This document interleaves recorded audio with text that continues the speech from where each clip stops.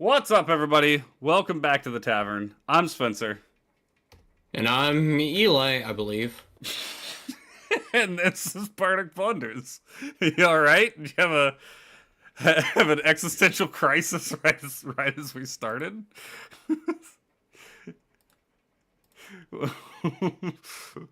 To be or not to be. That is the question. Oh my gosh. Okay.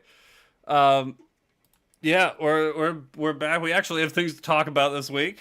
What's up, Razor? What's up, Ian? Um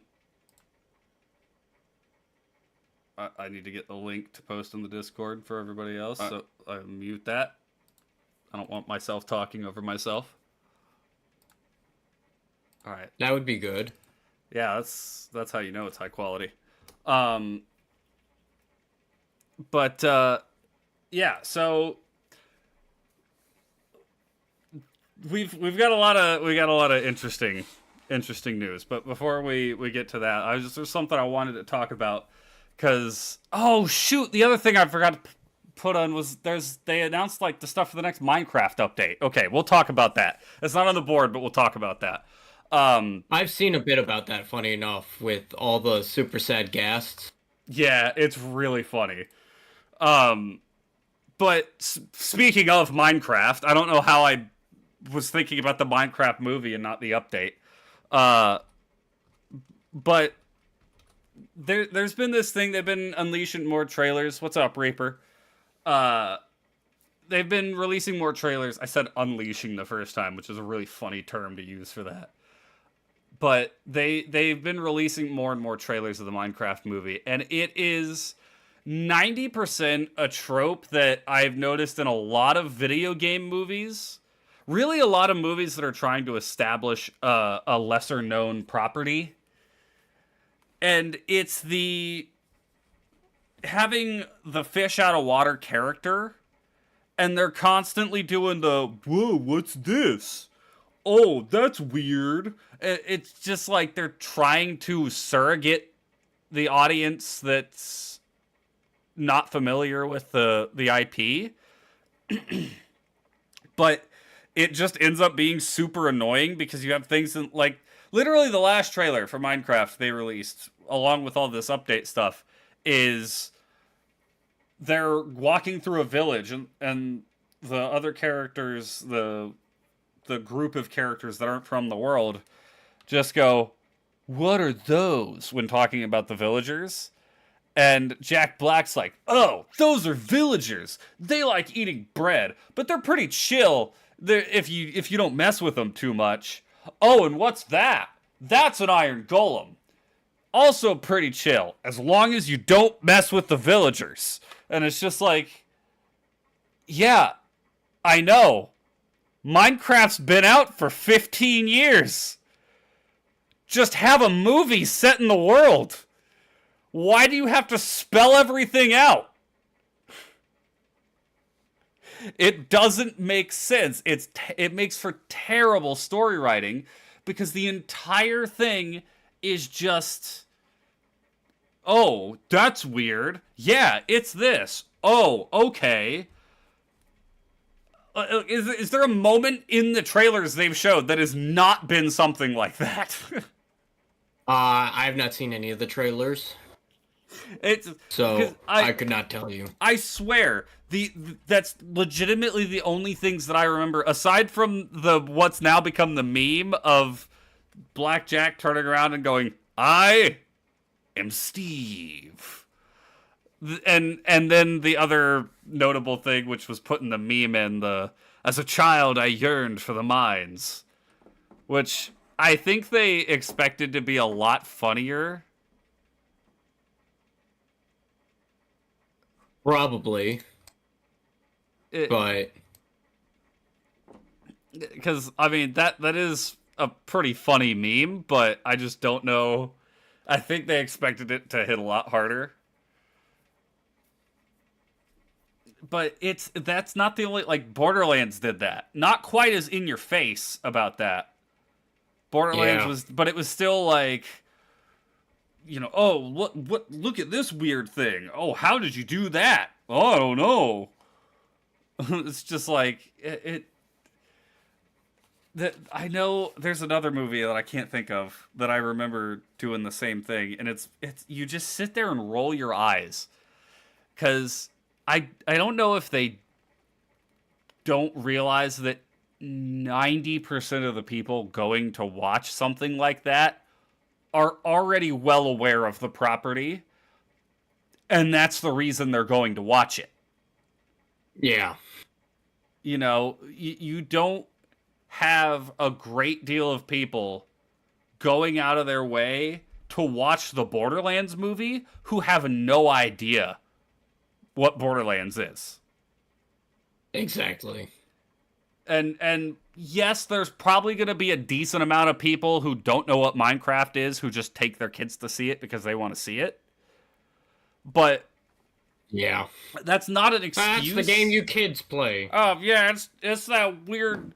What is that with the crafting and the mining and the what do you call it? Craft world, mine world, Minecraft is okay.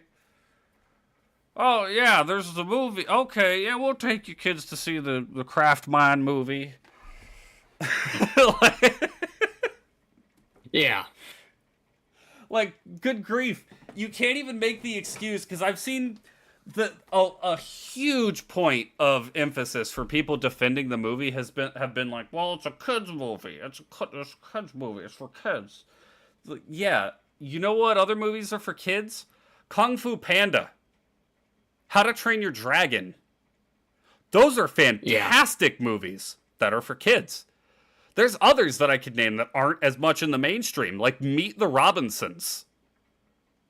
I don't know if you remember that one. Such a great muse. That movie's so fantastic, but nobody talks about it. That one's lesser talked about, but great movie, animated, intended for children, yes, but still a great movie. I don't understand why those seem to be mutually exclusive in people's heads. Because there's plenty of movies intended for kids that are fantastic movies. Yeah. I mean, for crap's sake, Avatar: The Last Airbender was intended for kids. It aired on Nickelodeon, but it's a freaking phenomenal series, and I still enjoy it as an adult. And it's not just it's nostalgia thing. You got flashbacks when I said Meet the Robinsons. It's a movie nobody talks about, but that's a phenomenal movie. I loved that movie as a kid. But yeah, there's plenty of movies that are kids movies that can still be enjoyed. Even like there's movies that came out long past when I was in that Avatar: The Last Airbender. Ian, I'm definitely not talking about Blue People. Nah, not intended for kids and not a good movie.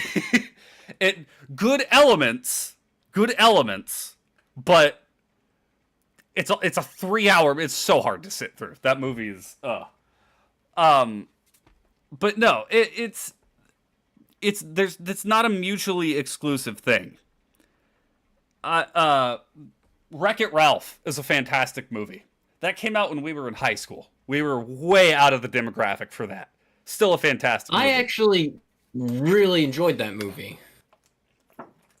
I still enjoy that movie. I didn't enjoy it the first time I watched it because I was in that high school phase of, oh, this is animated, it's for kids. You know, I was in that stupid phase. But now I do really appreciate that movie. I think it's a really good movie. Lego Movie, though, absolutely loved the Lego Movie. Movie intended for kids. Still a fantastic movie. There are other examples that you could point out that, you know, like Sonic. I like both of the Sonic movies. I still haven't gone to see the third one. I need to do that. But I like both of the Sonic movies, but they're not like phenomenal pieces of art. What do I think of the Smurfs? No. If you're talking about the movie Smurfs, terrible. Like the live action weird CG Smurfs, bad. The original Smurfs was just fine. I watched it as a kid. I had a bunch of Smurf toys that were either my mom's or my uncle's, because the Smurfs was from the freaking 60s or whenever it was. It was an old cartoon. But I mean, plenty of other examples like Megamind that are kids movies. So to say, oh well, it's a kids movie. I don't think Megamind is truly a kids movie. It's an animated movie that was marketed at kids is the thing. But it just because it's marketed at kids and it's hey, look, superhero kids movie, doesn't mean that the plot has to be entirely brain dead and the characters completely uninteresting. Megamind is a phenomenal movie. That is one of my favorite movies of all time. Because it plays up this plays up, that's not the right wording. It plays an angle that you would not expect from a superhero movie at all. Not just to start with the villain winning, but then the villain quickly realizing he's completely unfulfilled. And the thing he enjoyed about being a villain was going against a superhero.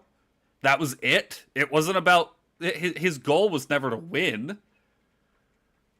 But then... Yeah, he just wanted to have fun because they were, in reality, childhood friends. Right. And it explores the lack of self-fulfillment from two different angles. From the angle of someone who is tired of winning and someone who realized that winning was never their goal. Yeah. They thought they had it all when they won, and then it wasn't all it was cracked up to be. And I adore that movie. There's so many fantastic movies. So it's not unexpected, but disappointing that the Minecraft movie is not going to be added to that list, because it's going to be so much like, oh look, it's Minecraft, but it's a movie. It's like, yeah. I don't understand why they're taking that angle with it. Because it's... Is it just me, or have video game movies reverted back to, like, the late 2000s, early 2010s era where they all sucked? Because there was a hot second there where we got some video game movies that were pretty good. And you're like, oh, hey, they're finally figuring out how to make video game movies between Sonic and Mario. Although, I will say, Mario had its own fair share of... oh, what is this? Oh, that's a mushroom. It makes, like stupid things like that. But it was explained a lot better in Mario. And when it's so muted, it's not as bad. But Detective Pikachu as well. There was just a variety. Fallout TV show is another, that's an excellent example for video game media that's doing better. The Witcher, I know the recent seasons have not been good, but season 1 was revered. It did fantastic. And Arcane, also, season 1. Phenomenal. It seemed like we were in the era of, they're figuring out how to do video game properties in non-video game ways.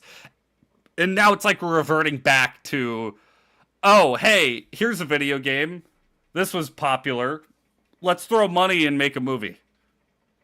Yeah. I'm playing Bloodborne a ton recently, so you're somewhat related to this conversation. We're not there yet, but we will be getting there. And trust me, I love Bloodborne, and I hate PlayStation. So I got some heat. But since we're already talking about Minecraft, let's just roll right into the new update. 1.21. Can I get a list of all the features? Oh, it released today. Yes. Okay, I didn't realize it was already releasing. So, a couple of the things. Added cold and warm variants for pig, cow, and chicken. Interesting.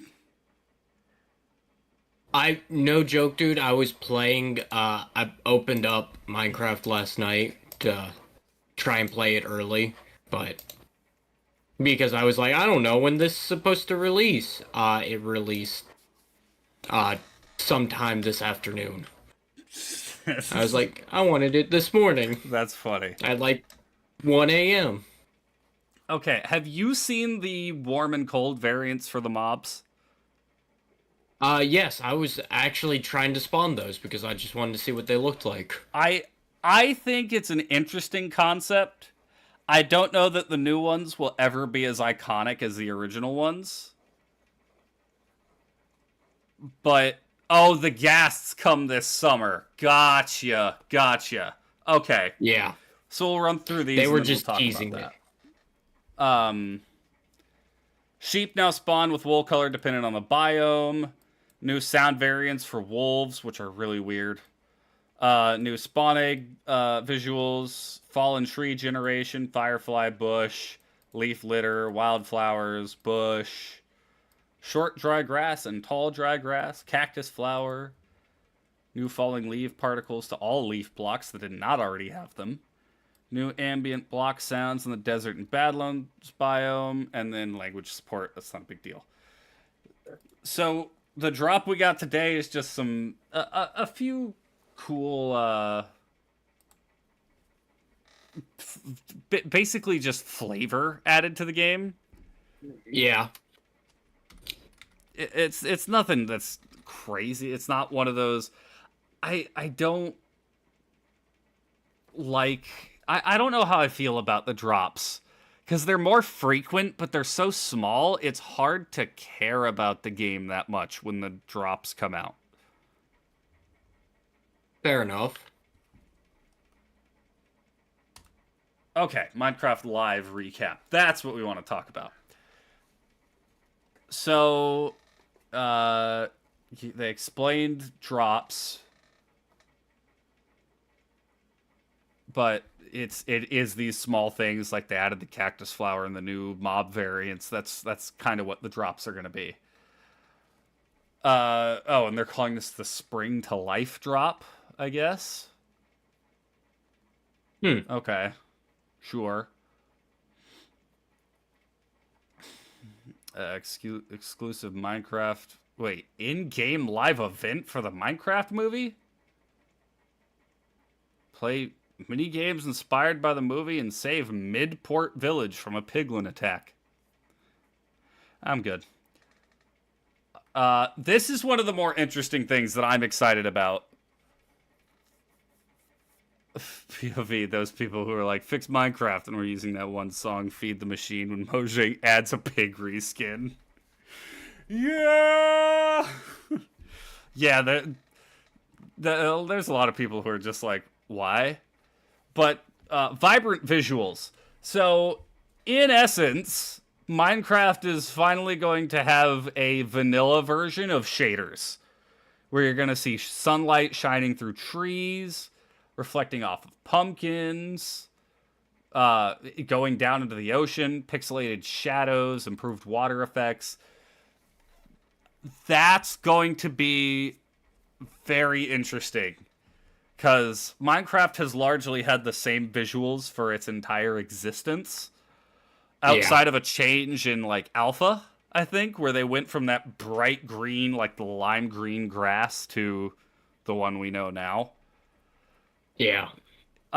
So that's going to be a big step. And I think that's cool. I do think they need to improve the visuals, not in terms of like, oh, Minecraft's pixelated and that makes it a baby game, or that makes it old, whatever.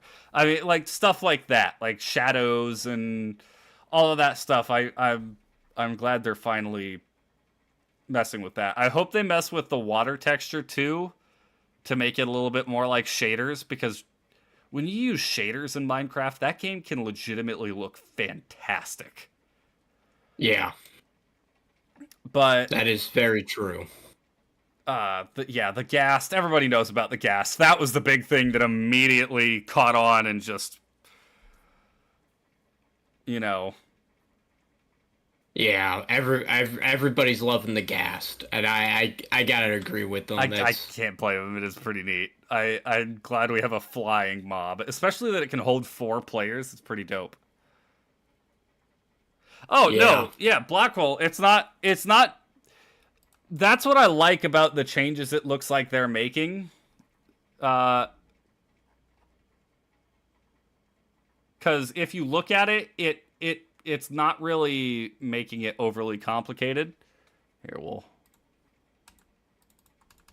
Oh, cool. I can't size these up. But if you look at the differences between these two pictures, where it's just like, this is what Minecraft looks like now. This is what it will look like with the ambient lighting.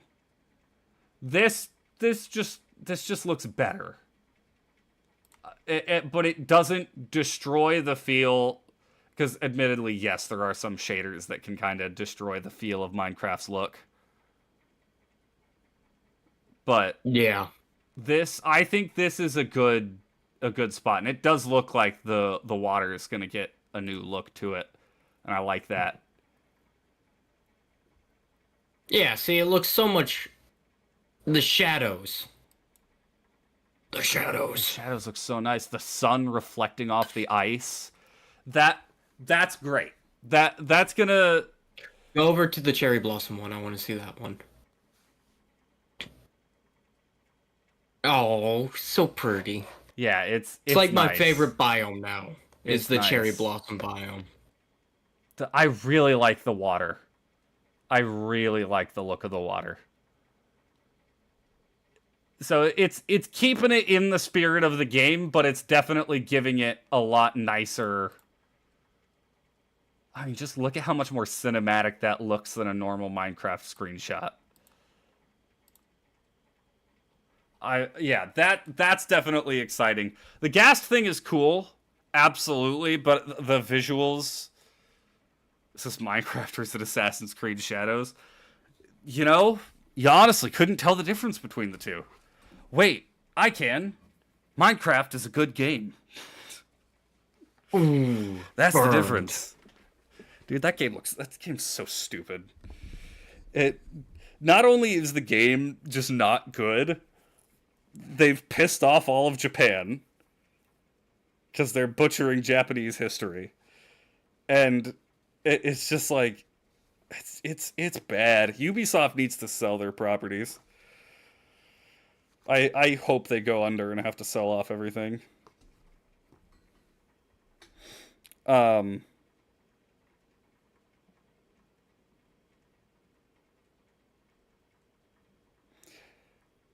That would be really funny to me. dude, it's just get them out of Ubisoft's hands and put them in the hands of a competent development studio. Assassin's Creed, why did every other Ubisoft property blank from my head simultaneously? Titanfall. Yes, Titanfall. Titanfall would be such a good. There's so much you could do with Titanfall. Far Cry, Prince of Persia, Tom Clancy, all the Tom Clancy games. Watch Dogs. There's so many franchises that have a ton of potential that are just drowning under the weight of Ubisoft's incompetence. Yeah. Titanfall 3 actually got canceled, Reaper. I still can't believe that to this day. That Titanfall 3 got canceled. They're making Siege 2? What's the point? It's a live service game. They've continuously updated it for the past decade. Why would you make it? Why would you make Siege 2? It doesn't make sense. It's the same thing Overwatch did.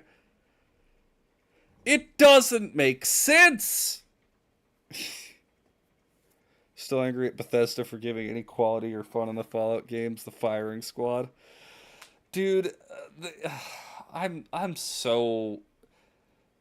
I want a new Fallout game so bad, but at the same time, Bethesda's gonna make it, so I don't want it. I guess, at the very least, if Bethesda made some poor excuse of a Fallout game, that at least gives a new game for modders to tinker with. but Bethesda's had to stick up their ass with that too, so you never know.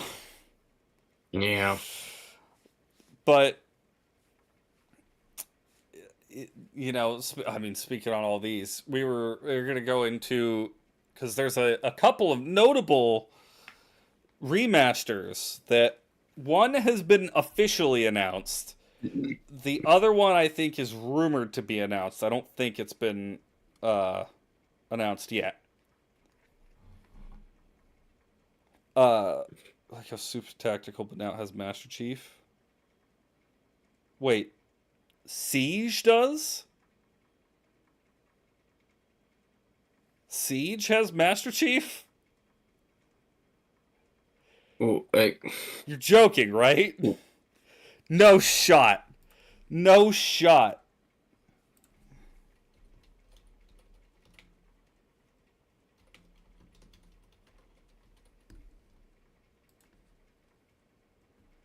No shot.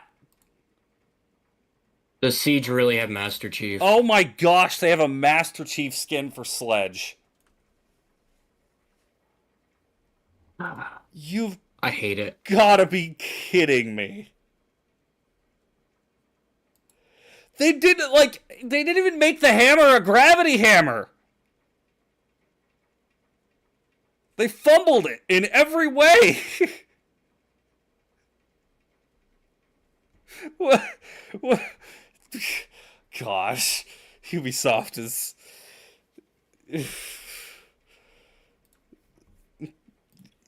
Yeah, I'll pull it. This is a terrible. No, I didn't want to download it. No, don't download it. Open it in another window. Open image, new tab. Look at this. It's literally just Master Chief. But he's got like a regular ass hammer. Why?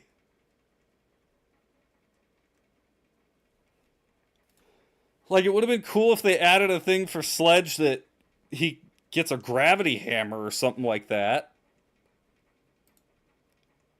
Why Master Chief? Gosh dang, dude. I can't believe it. You can remove all his armor. Imagine being some normal soldier breaching a building. You see a 7-foot tall, 300-pound super soldier on the other side. Oh my gosh. But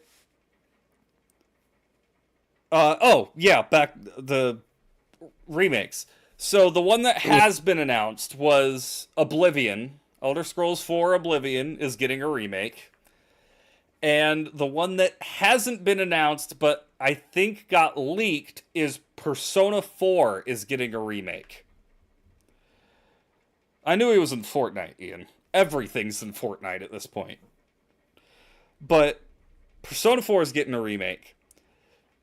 So the question, are game remakes getting out of hand? The answer is yes, because there's stuff like Horizon Zero Dawn being remastered 6 years after it was released, Days Gone being remastered 8 years after it was released, 7 years, whatever. Yeah. But that's typically reserved for PlayStation. PlayStation remasters every single game not named Bloodborne like 5 years after it's released. So when PlayStation's doing it, you're just like, that's PlayStation. They're weird over there. But now it's like, I don't know how I feel about remastering Oblivion, because I think it's gonna lose the charm of the original game, and it's not gonna do enough to improve on the performance of the original game, whether it's combat or, you know, just the general jankiness that the game does have, admittedly. It's just there's a lot of that jankiness that's charming, and if you remove out that charm, is the game still going to be as loved? You know, it I don't know. I don't know. I hope they can leave in a lot of the entertaining jank and like make the combat better. That would be ideal. That would be phenomenal. But I don't see that. And when it comes to Persona 4, the question people are asking is why are we not getting a Persona 1 or 2 remake? And I suppose you could ask the same question of the Elder Scrolls. Why are we not getting a Morrowind remake? Why are we not getting a Oh, yeah. Daggerfall or Arena remake? I know those games are from a very different time. And especially Daggerfall and Arena being pre Elder Scrolls lore rework. I can understand that's a bigger undertaking, but that makes more sense. Yeah. It would make more sense to go back to these older titles a lot of people have never experienced and bring them into the modern day. Even if you're not capturing the same exact experience, because yeah, playing Daggerfall is going to be different from playing, a 2025 re-release of Daggerfall, like remaster of Daggerfall. Because Daggerfall released in the 90s. It's a 30-year gap. There's so much has changed. So yeah, it wouldn't be the same exact game, but it would be a world nobody's ever really experienced before. At least the modern consumer hasn't. The people who had experienced it are now in their 40s or 50s. That is very true. Because, I mean, unless you're playing Elder Scrolls Daggerfall as a 5-year-old, which I guess it's possible, I just feel like that game was very complicated for a 5 or 10-year-old to understand. But still, even at that, 30 years old is probably the minimum age of somebody experiencing that game.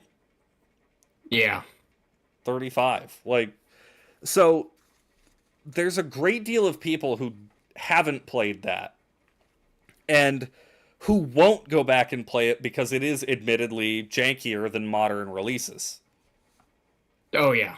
Not to say Skyrim doesn't have any jank, but for example, when you play Skyrim and it's fairly straightforward, then you go back to play Morrowind and you realize, oh, my stamina bar being half depleted means I'm less likely to hit on attacks.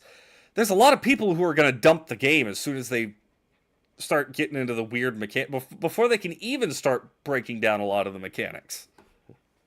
Yeah. And as much as I will say when it comes to Morrowind, you need to push through that at the beginning because it is very confusing. You got a fantastic game behind it. There's a lot of people who just can't do that. And they're not willing to. So bringing that forward, I think, would have made more sense than bringing forward Oblivion. Yeah.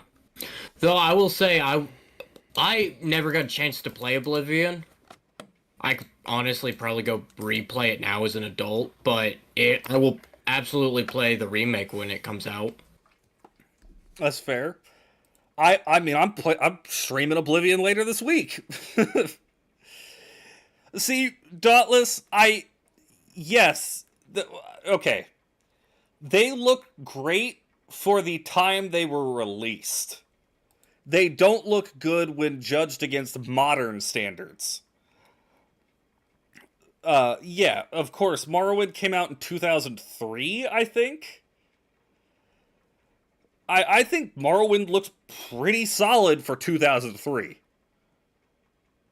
Considering that was the beginning of the 3D age of gaming. Yeah. It's not a bad look. And if you really wanted to improve the visuals of Morrowind, you could download mods. That is also true.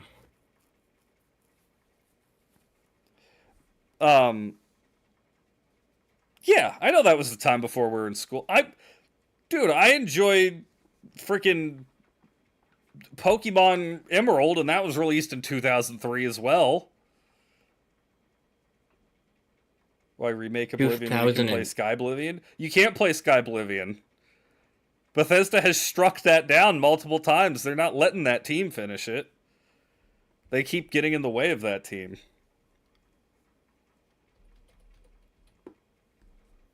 Oblivion's $15 right now. I was gonna say, if Oblivion's on sale, you should grab it. I think that would be a good stream game. honestly, it would. It's one of those things where it's like, I would have to go relearn a whole new system again because I already sucked at Skyrim. Well, and that's the thing. Oblivion and Morrowind are a lot less handholdy than Skyrim. Yeah. They're from the older era of RPGs where it's like, you want to figure something out in Oblivion, you actually have to walk around the town and talk to people. It's not just, hey, here's a quest marker on this dude. Ask him this question. Okay, here's the quest marker for the next dude. It's like, somebody in town might know about this. Why don't you go talk around and see who has an inkling? And there are some people that might not give you that information just willy-nilly. You might have to do something for them or pay them for it. I really like it. Because it makes it feel... it feels like I can get immersed in the world more. It's the way Fallout New Vegas feels to me. Because Fallout 4 does have that same feel as Skyrim, where it's kind of just like... It's fun.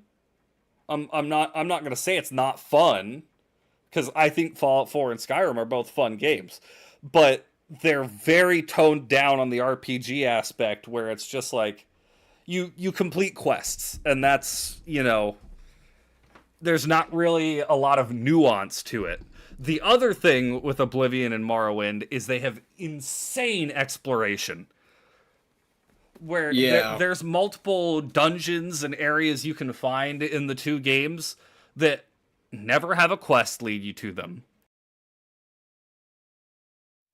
Hey, Mike, can we work? My mic just shut off in the middle of my sentence. But it's just like, you have to go out of your way to look for these things, and some of them are so out of the way that you probably don't find them without the internet, which is really interesting to me. So, and Skyrim kind of lost that. Yeah. I will say there's a lot of weird shit that you'll have to go find in Skyrim nowadays with all the updates and shit they've added. Oh, I'm sure. But even then, it's kind of like, you can find it just takes time. It's like they tried to start capturing the old feel, but it's still very watered down. It's like they tried too late to try and capture it. Right. Well, because it wasn't built into the game as a start. The thing with both Oblivion and Morrowind, there's a huge advantage to playing as an Argonian in those, because there are entire dungeons that take place underwater. I hate that. And they're not required for anything, but you can find incredible loot in these dungeons. There's also like shipwrecks and stuff to explore in the ocean. And there's nothing like that in Skyrim. There's one spot in Skyrim's ocean up north where there's a shipwreck and there's a single chest with random leveled loot, and that's it. But you actually have a legitimate reason to explore the water in the other ones, and I wish there was a little bit more of that in Skyrim. But it's the question, what makes a good remake? Yeah. Is like, first you have to determine, well, okay, should this game be remade? If it was made in the last 10 years, probably not. Like, give me a goddamn Halo 3 upgrade. Yeah, exactly. Like, remake Halo 3 for me. Because that's a game that needs to come back. Halo 3, we need to have a better remake of Halo 1. of Combat Yeah. Evolved. Like, yeah, there's examples like that. Those are good examples of games that should be remastered. Then you have an example like Demon Souls. That was a game that needed a remaster, but then the remaster wasn't faithful to the original. Yeah. KOTOR needs a remake. KOTOR could use a remake, yeah, but it is the question of, do I really want a remake on that? Because is the remake going to be as good as the original? And that's a tough question to ask sometimes. There's a lot of games that I feel they don't even need a remake. They just need an update, essentially. Make the graphics better. Maybe if there's a couple confusing systems or something like that, you can make it a little easier to understand. And leave everything else alone. Leave everything else the way it is. Yeah. So, I don't know. Remasters are in a weird spot right now because of the wide discrepancy in quality.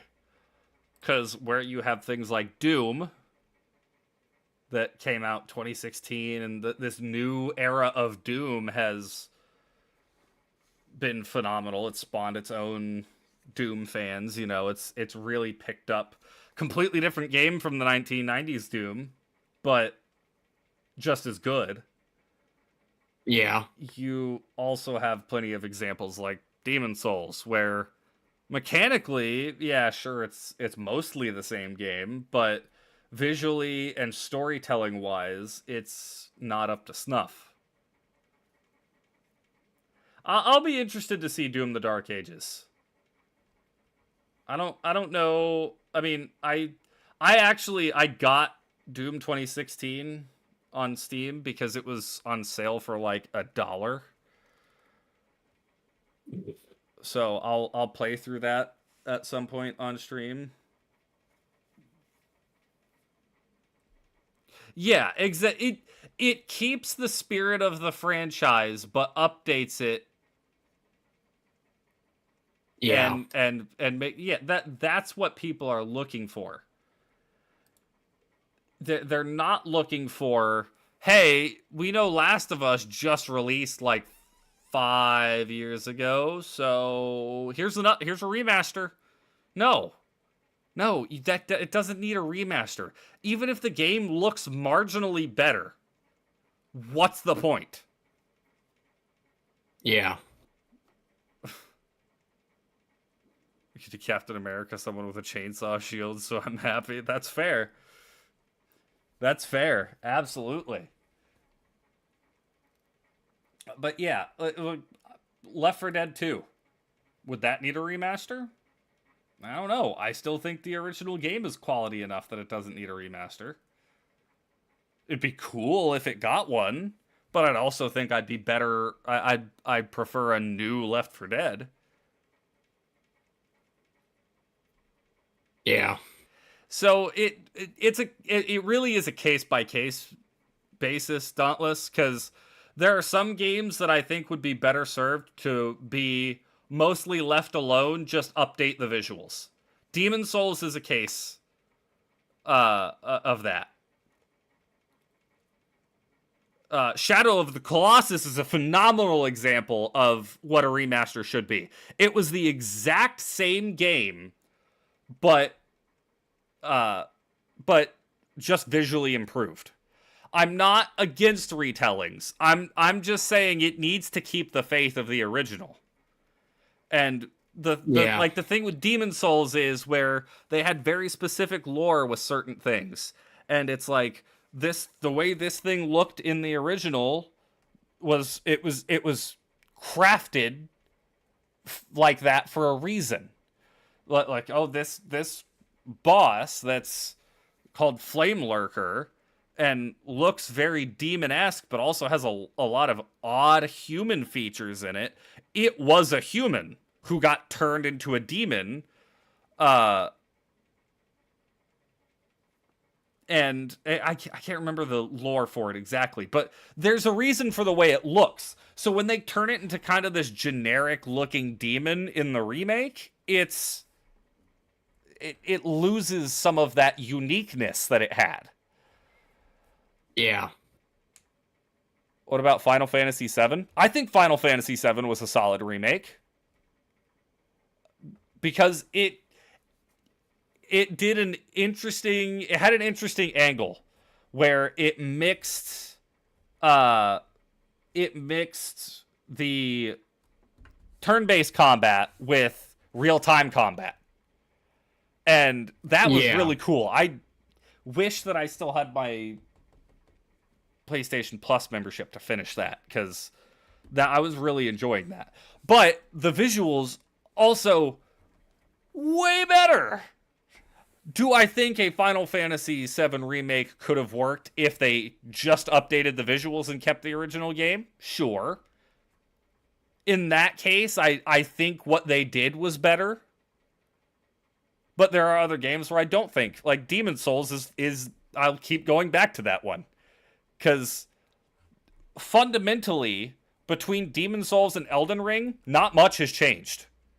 With the basic way combat functions. You have shields, you have weapons of different types, swords, two-handed swords, claymore, or halberds, all kinds of different stuff. I'm not aware of the story. I'll be real, I didn't play that much of the original Final Fantasy VII, and I didn't get through a ton of the new Final Fantasy VII, just because they're super long games. So I don't know what elements of the story they changed. So I really can't input on that. You'd be better off asking somebody who is a fan of the original, to get input on that. But fundamentally, the overall, yes, there's a lot of things that have changed from Elden Ring. Like Elden Ring added a jump button, where the other ones it was sprint and then hit the button again to jump or whatever.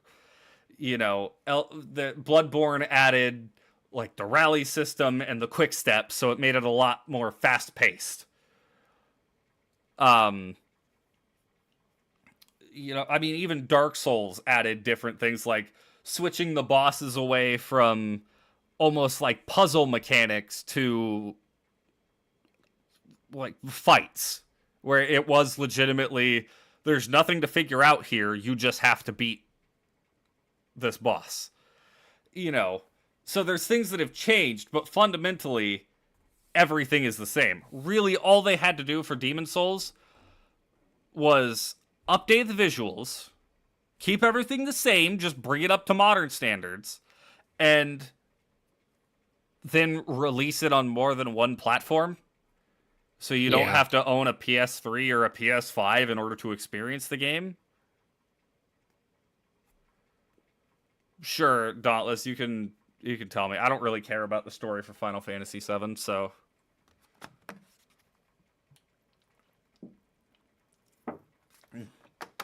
most this is stupid. Genuinely, most of my experience with the Final Fantasy series comes from Kingdom Hearts. That does not surprise me in the slightest. Not a joke.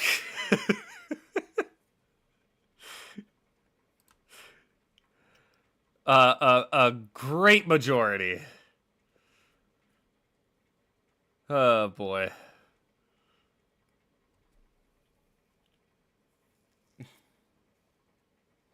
Oh, the third act is 100% new. Okay. I think that's interesting. I don't know how a Final Fantasy fan would feel about it. Final Fantasy VII is a sequel disguised as a remake. That's at least an interesting take. You're adding new content the original game didn't have. That's that's solid. Like, I can't argue with that. Okay, I will say too, now that I think about it, one of the things that Demon Souls could have done with is changing away the way some of the bosses worked. Because there's a couple of bosses in Demon Souls that are just Not good. not fit. I mean, there's one that is particularly bad and is widely considered one of the worst fights in the FromSoft compendium. But there's a lot of them where it's just like, this guy's blind. If you don't make noise, he can't see you. Hey, there's a ring in the game called the Thief Ring that mutes all the sound you make. So you walk up, you hit him, and you walk away. That's it. Rinse and repeat. Hey, here's this big, fat, deformed creature. It has a very obvious knife wound sticking out of its stomach. Hit it a couple of times, it falls over, you hit it in the head 3 times and it's dead. It's just like not a lot of difficulty. Which for 2009 and the first game in the series, it was one of those things where, okay, yeah, we can admire the fact that they tried to get weird with a lot of the boss fights. It was, let's take an angle of each boss fight is kind of a puzzle that needs to be solved rather than just a fight. And there's a couple of interesting ones, like one called the Tower Knight, who is a giant-ass knight with a massive great shield that prevents you from assaulting him from the front, and he has archers lining the arena. You have to go up the arena, take out all the archers while avoiding his sword that he slams up onto the rampart, trying to get you. Then you come back down, and you have to bait him into attack, circle around, and hit the backs of his ankles until he falls over. That's a pretty solid idea for a fight, I think. But every one of Demon Souls fights is like that, with the very, you have to think about this.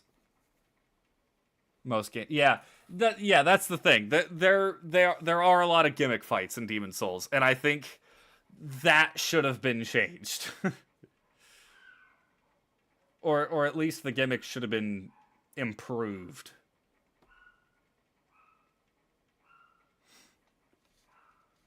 But just in general, I think the obsession with remastering games needs to go away.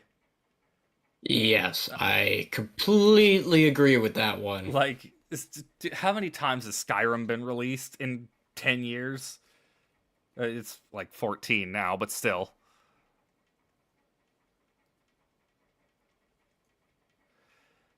Only 14. Yeah, only 14 years, and we've got like 17 re-releases. But yeah, like, there are definitely games that I think could benefit from a remaster. Like, I'd be interested in seeing the story of the original Fallout game put into the modern 3D Fallout. Yeah. That would be interesting to me. But I also wouldn't want it to become this is the way you should experience the first Fallout game now, because I think the top-down perspective has its own merits. I think a Halo 3 remaster with all of the cut content would be phenomenal. Oh yeah, that would fix a lot. That would make a lot of people happy, aka a lot of people being me. Yeah. Who did you find, Ian?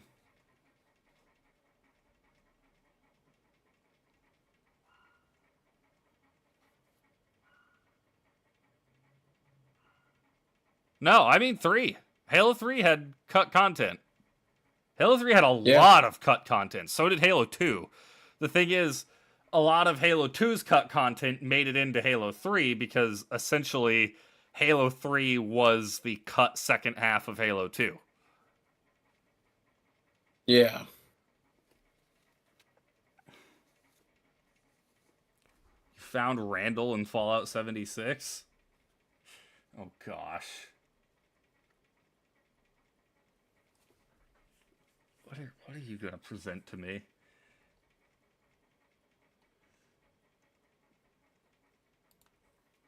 Uh, yeah, that's the kind of remasters I think should be looked at. Like old games that need it is the thing. Because I think there's plenty of old games that don't need a remaster. It's just like all the people talking about Minecraft 2. There's not going to be a Minecraft 2. There's no point in a Minecraft 2. We already have Minecraft that has been updated continuously for 15 years. We don't need Minecraft 2. But anyways, now that we've talked about the overemphasis on remakes, let's talk about a game that should get a remake and is not, because the owners of it are bumbling morons and should be despised by everybody. It was either today or yesterday was Bloodborne's 10-year anniversary.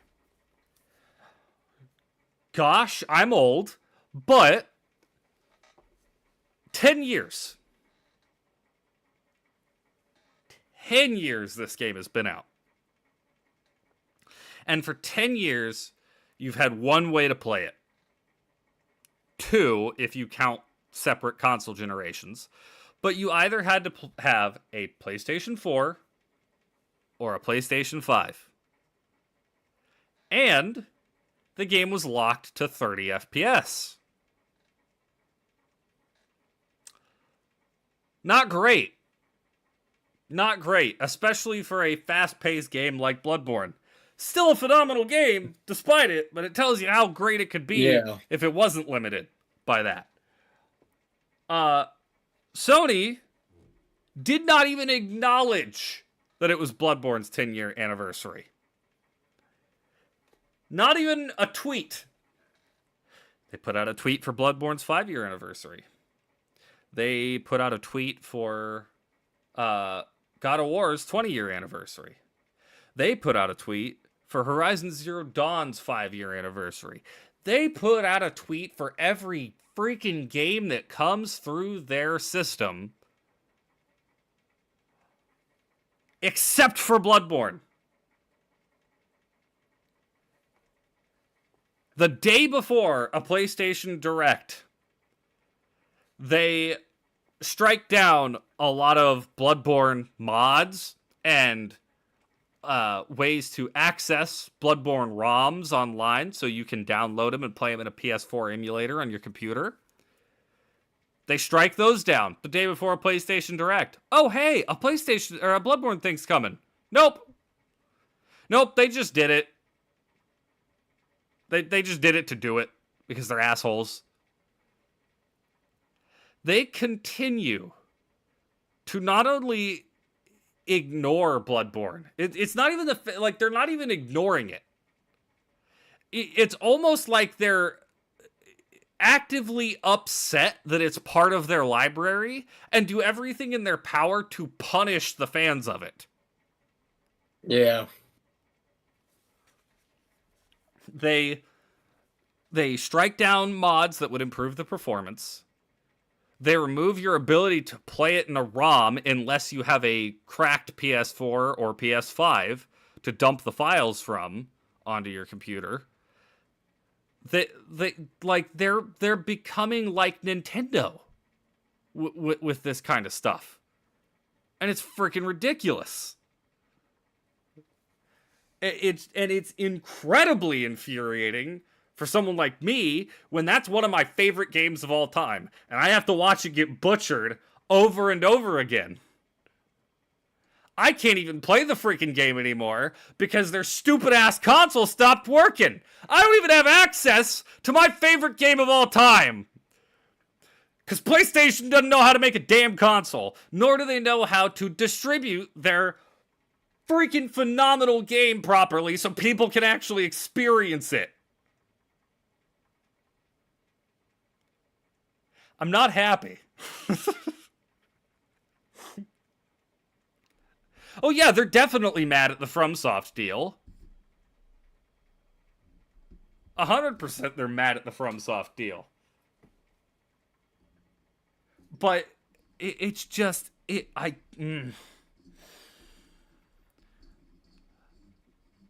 want PlayStation to fall. I used to be a huge PlayStation fanboy. I was big on PlayStation. I had the PS1 as a kid. I had the PS2 as a kid. They're the greatest consoles of all time. Xbox was stupid. Xbox didn't have anything that could compare to Crash Bandicoot or Spyro or Kingdom Hearts. And then in freaking 2015, they came out with freaking Bloodborne. And I'm like, this is the greatest thing of all time. Xbox stay losing. 10 years later, I'm like, at least Xbox isn't putting my nuts in a vice grip and crushing them constantly every time my favorite game is brought up. I hate it.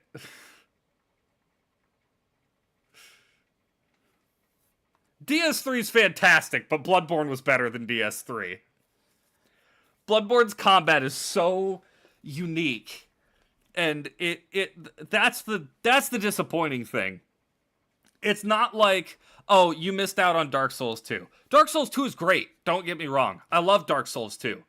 But you could play Dark Souls 1, and you could play Dark Souls 3, and you could play Elden Ring, and get a fairly similar experience to Dark Souls 2. Yes, there's some,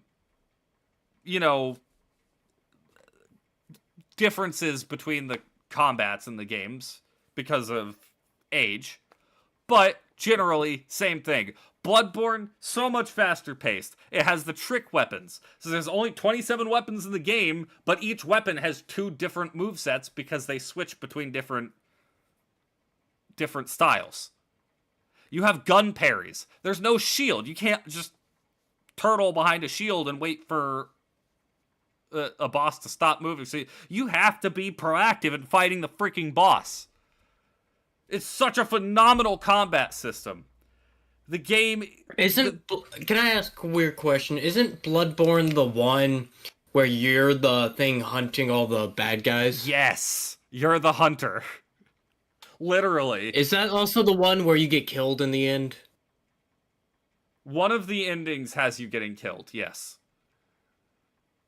It's okay. There's 4 endings, if I remember correctly. You know what I don't miss about video games? What? There being a shit ton of endings. In some rights, I like it. It can get annoying with Dark Souls when it's like, I want to experience all the endings, so I have to play through the game 4 different times. Yeah. And do wildly different quests to achieve all the endings. I don't mind, like, Undertale when I can go and get all the endings in one playthrough. Yeah, that's one thing. That I don't mind.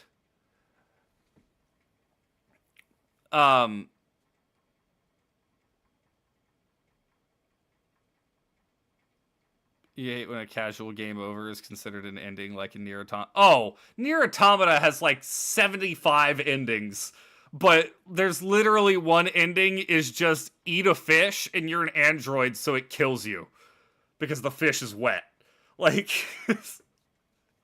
Nier Automata is, at the very least, you can just take that game over screen and revert to last save, and you get a little thing in the menu saying, check, yep, you got that ending. It's weird, but it's at least, Baldur's Gate 3 has 3,000. Well, okay, Baldur's Gate 3 is also, that's one of the examples where it's just like, am I going to play through this game multiple times? Maybe.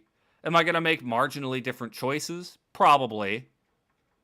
But it's not like, oh, I want this specific ending. It's kind of like Fallout. Fallout will give you different ending slides based on what you did. So if you decided to not even bother with some faction, they won't show up in the ending slide. If you destroyed them, you will have one slide that'll talk about you slaughtering them or whatever. If you decided to help them and progress through their entire quest line, you get a different ending slide. I like that way because it's kind of like a review of your journey. Like bad end, good end, true ending. Those can be solid, except when the true ending is a pain in the ass. But no, back to Bloodborne, because Bloodborne also, like, just Bloodborne's aesthetic is the best in the Souls series to me in any video game I've ever played, because it starts off where it's werewolves, it's it's beasts and hunters, and it's very, what's the term?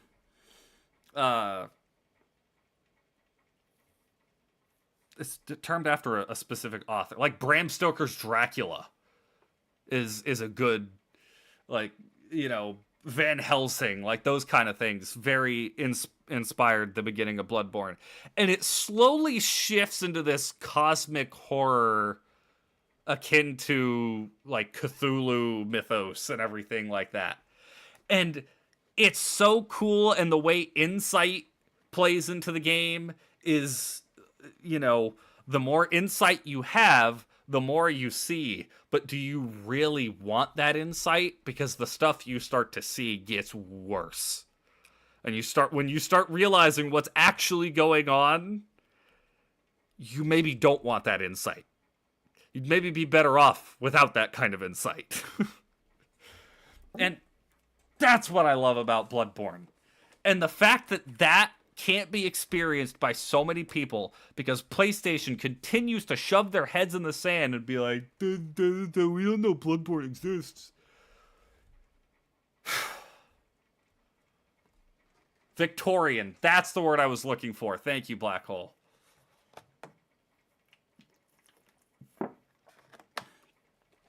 Gosh. Not to mention Bloodborne has the best DLC for any of the Souls games. And yes, that includes Shadow of the Erdtree. Fight me. Old Hunters is one of the best DLCs ever made.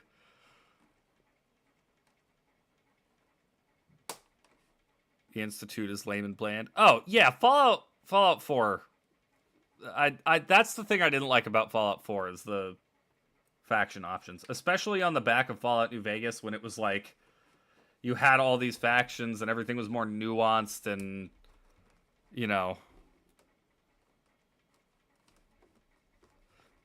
Ringed City is good, but its 4 bosses are not as good as Old Hunter's 5 bosses, nor are the areas. Oh, Old Hunter's areas. Oh, they're so good. I want to play Bloodborne again. How much is a cracked PS4?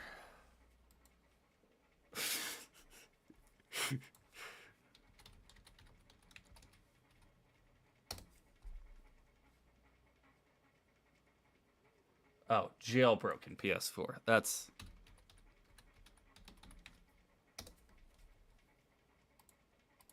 Jailbroken PS4 for sale.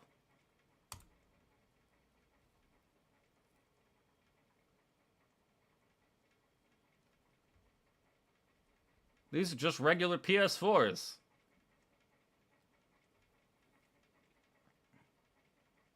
None of these are jailbroken. Why are you showing me these to me? Come on, eBay. Whatever.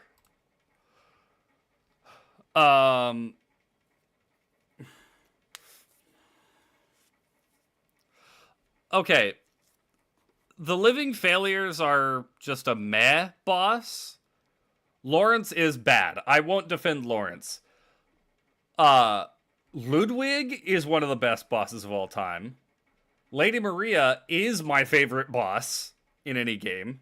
Period. Not just the Soul series, but any game, period. And Orphan of Kos is the original difficulty mountain for any of the Souls games. 3 out of the 5 are top tier bosses. 1 is fine, the other is bad. If we look at Ringed City, 3 out of the 4 are great. Gale is top tier. Midir is top tier. The Demon Princes are really good. And Half-Light is probably my least favorite boss in the entire series, with only the Bed of Chaos to keep it from a bottom billing, most likely. What is the Orphan of Kos? That's it. He's the orphan of a like eldritch deity-esque creature named Kos. Yeah, it's the child of a dead god, pretty much. Or some say Kosum. Yeah, I was thinking the same thing. Grant us eyes. Grant us eyes.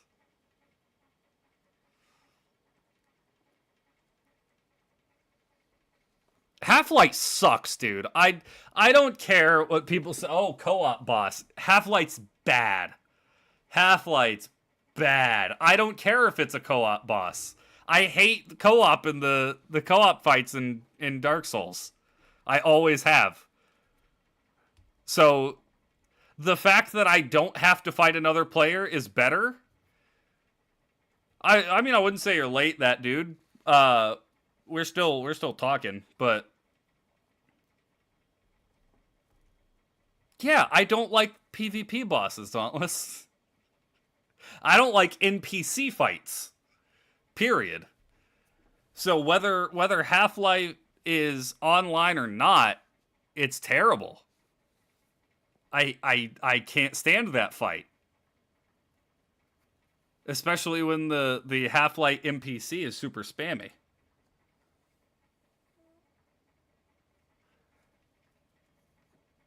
It's the same thing. I don't like the Needle Knight Leda fight in the Elden Ring DLC. I see everybody being like, oh, that fight was so phenomenal. It's one of the best in the DLC. No, it was an NPC. It was an NPC. You run into them throughout the world all the time, and most of them suck.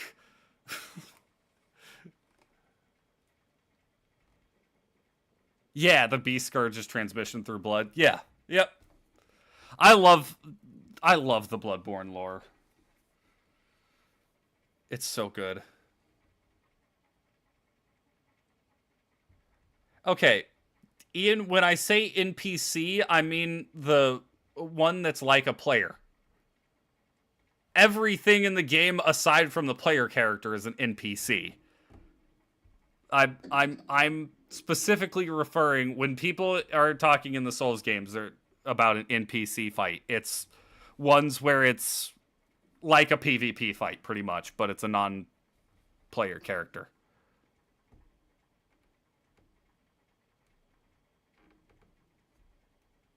Yeah. I'm not rewarded when I have to fight Half-Light.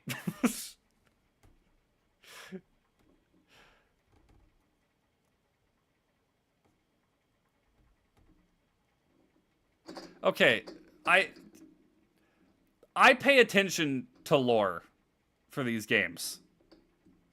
There are a great deal of lore. There is a great deal of lore that is very interesting, but there are also a great deal of bosses that have fantastic lore and a terrible fight.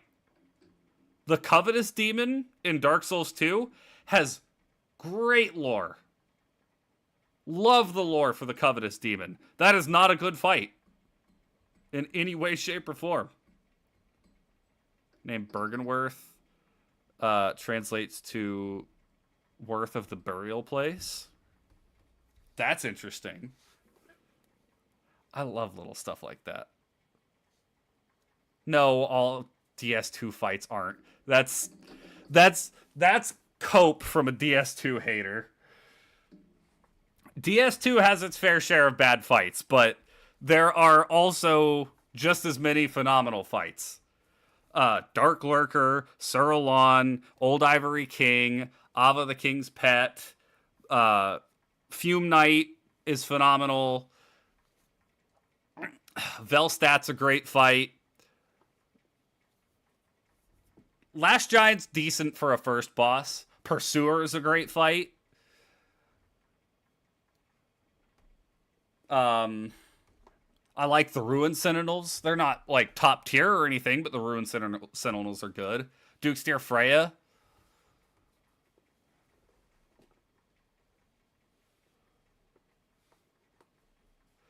There's plenty of phenomenal fights in that game, and you're selling it short if you say none of them are good. Sin? How did I forget Sin, the Slumbering Dragon? He's great too. Who's the other fight from that DLC? Alana the Squalid Queen. She's fine.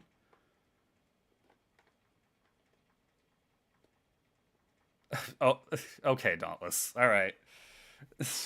Sure. Um,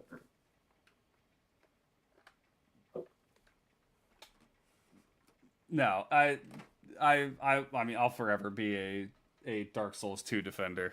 I completely disagree. Smelter Demon. Smelter Demon's another phenomenal fight. Did I forget him? I'm not going to say every single fight in the game was this remarkable bout, because there are quite a few, like Prowling Magus and Congregation, that don't deserve a boss health bar. But, you know, Royal Rat Vanguard, Royal Rat Authority, bad bosses. Smelter Demon is not Flame Lurker 2.0. Those are two very different fights. Flame Lurker runs around the arena like a freaking ballistic, like he shoots around like a ballistic missile. Smelter Demon is more metered.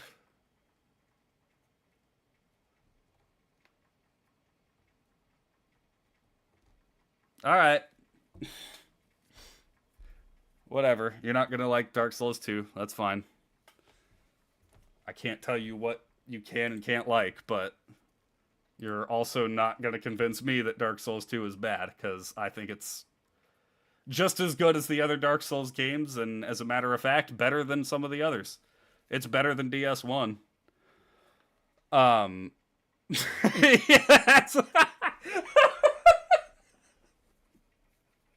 that's what I was saying, Black Hole. That's funny. Um, there was something else I was going to mention.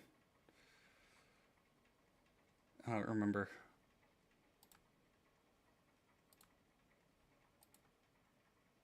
Did you have anything? I did not. Cool. I'm messing around with the new Civ update. Oh, okay. I know we were talking about Souls games for a hot minute there, so you weren't really. I will tell you um I was telling you about the concept for the big bad for the D&D game I'm running for people at work. Yeah, kind of. So I've determined that the spot he's going to be looking for is the Pillar of Madness. And no lie, it's kind of based off of Bloodborne, with the whole idea of the more you see, the more you go crazy. Like, insight is a dangerous thing. Because, yes, insight lets you see more, but when you start seeing more, you start losing it. It drives you closer to insanity. What are my favorite video game antagonists? Handsome Jack is the best of all time. Yes, I did know that, Black Hole. The brain immensus, yep. Handsome Jack's a phenomenal video game antagonist. I don't really think any of the Dark Souls series have like great antagonists, mainly because I mean they have great boss fights, but none of them are great overarching antagonists. I really like Fallout New Vegas with its you have Caesar, and I would consider Caesar the antagonist of Fallout New Vegas. I know it's supposed to be more black and white, or less black and white than that. It's supposed to be more open to interpretation, but with what made it into the game, Caesar really is the antagonist. Andrew Ryan is a good example. A man chooses, a slave obeys.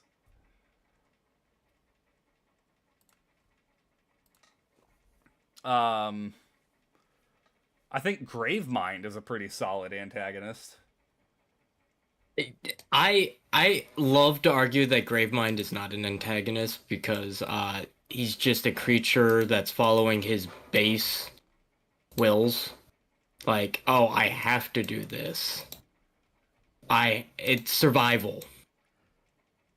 It You know?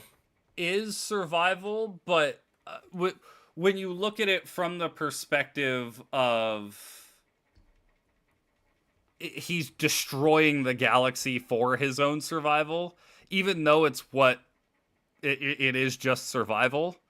I would argue that he's falls into the role of antagonist because he's directly opposed to the hero. Yeah. Gravemind controls all the flood, if I Yes. understand it correctly. The Oracle? 343 Guilty Spark? The Guilty Spark is stupid. I hate Guilty Spark.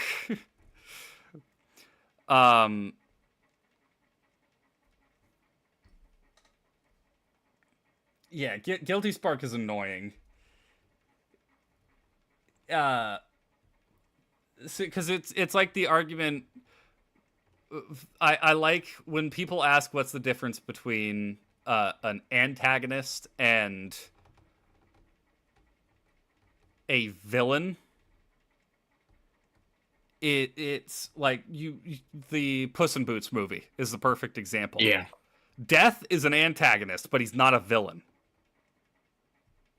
He's Correct. directly opposed to the main character, but he's not doing it for villainous purposes.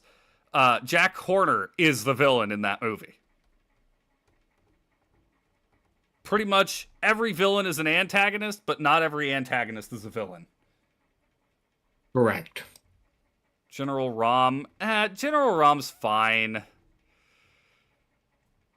I'm just not big on the Gears series. Gears of War was never my thing. I finished the first game and I thought it was decent, but it just wasn't my thing. Oh, I think if we played a co-op Gears of War, I think you would have a lot more fun. that would probably be more fun. That would probably be more fun. Fallout 1, The Master, and Fallout 2, Frank Horrigan. Both of those. Great. Also, what's up, group?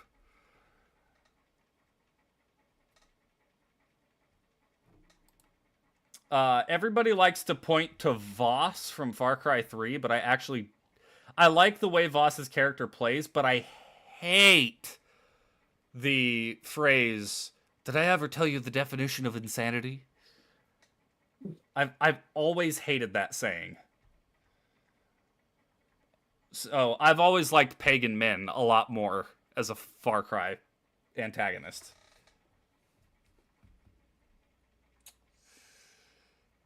I don't know. There's not really one overarching antagonist in Persona. There's minor antagonists.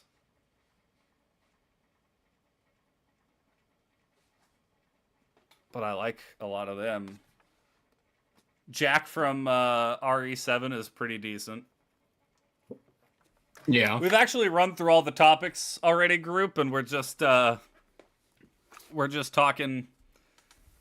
about what the best video game antagonists are. That dude asked what our favorite ones were. I haven't played 5 yet, So I don't know about the father. Dr. Cortex. Oh yeah, Dr. Cortex, Ripto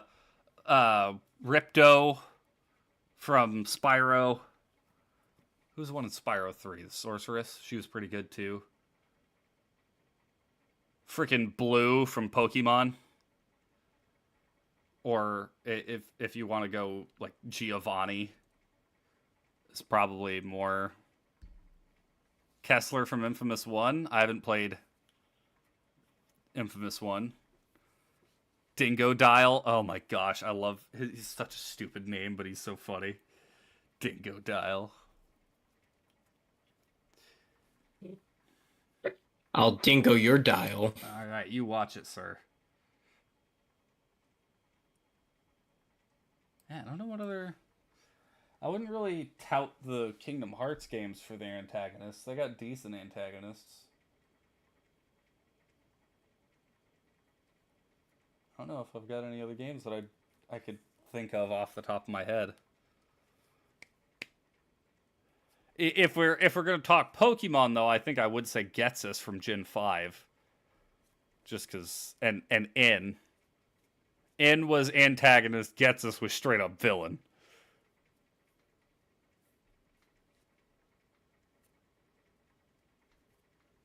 Sophia Lamb. Oh, is she the one from 2? I never finished BioShock 2. Smash Bros. Space Adventure blue guy that left everyone confused. What, Subspace Emissary? Is that what he was called? I don't remember what that one was. Farah betting the reason I think PlayStation won't touch Bloodborne with a 39-foot pole is because of the whole lore with Lady Yarnum and the Crater Ones blessing women with children. I don't know. I don't see why that would be the thing. I've had a couple of theories as to why they won't touch it. I think they're doing it out of spite. For one.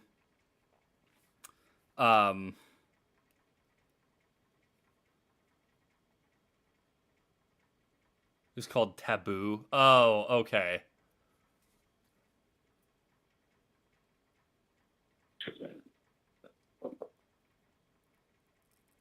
Yeah, I never played BioShock. Well, okay. I played the beginning of BioShock 2 and never got to finish it. It's another game I'd love to finish.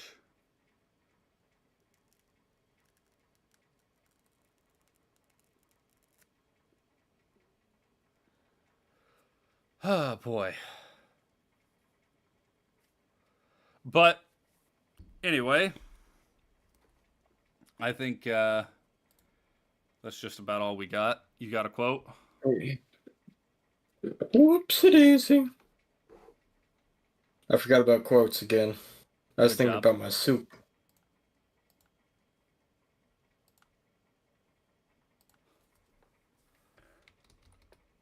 Come on, Instagram. So have we hit the point with the quotes where we're starting to repeat the same quotes? I haven't repeated a quote. I don't know if you have. I don't think I have.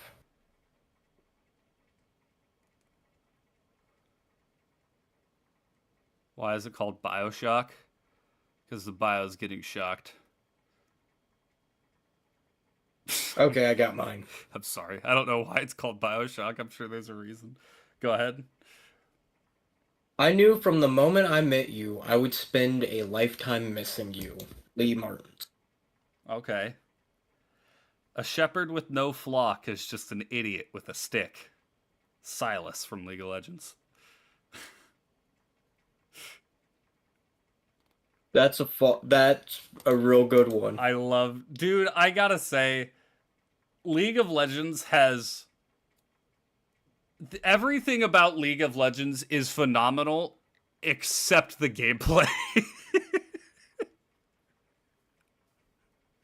Everything else about it's great. The lore, the characters, the lines, the art, all phenomenal. The game? Don't play the game. But anyways, that's all we got for tonight. I'll be back tomorrow for Shadow of War. We might not be able to do co-op on Thursday because I actually, if are you off tomorrow? I am. Okay. What, are you off Saturday? I believe so. Okay. So we'll have to do our co-op either tomorrow or Saturday because I forgot I'm going to the Lightning game on Thursday, so we can't do a super long co-op stream. And I don't want to just stream for like 2 hours. So we'll figure out. Oh wait. Black Hole got a quote. We are born of the blood, made men by the blood, undone by the blood. Fear the old blood. Very fitting with Bloodborne on the mind. Do Marvel Rivals on Thursday? No, I'm saying like we'd stream for like 2 hours max. I want to stream longer than that if me and Eli are playing something.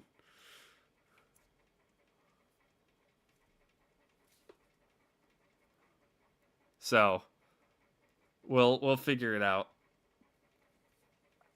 I'll see if I even stream Thursday. I might not. Yeah, I'm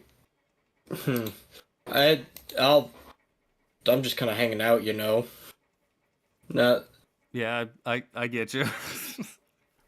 I'm doing like work on like stuff that doesn't have to do with streaming, but that's neither here nor there. Yeah. I mean, well, and I do need. I'm working on a video. I'm not gonna say what it is because every time I say what it is, I then decide not to do that video, and then it just goes unmade. So I won't say what it is, but I'm actually like scripting for it, and I have film for it. Yeah, you said with great power comes great responsibility. That's like a classic quote. Make Eli go live on my channel with Rain World, but never have him admit he isn't me. that actually would be really funny if you just streamed on my channel on my computer, just like playing a Dark Souls game, and when everybody's like, "Why do you sound different?" You're like, "Nah, I don't know. That's weird." You just never acknowledge that it's not me. That would be really funny. Oh boy. But that would go very poorly after like 5 minutes when I started cracking up or made a joke or made one of my jokes. Oh, I mean, possibly.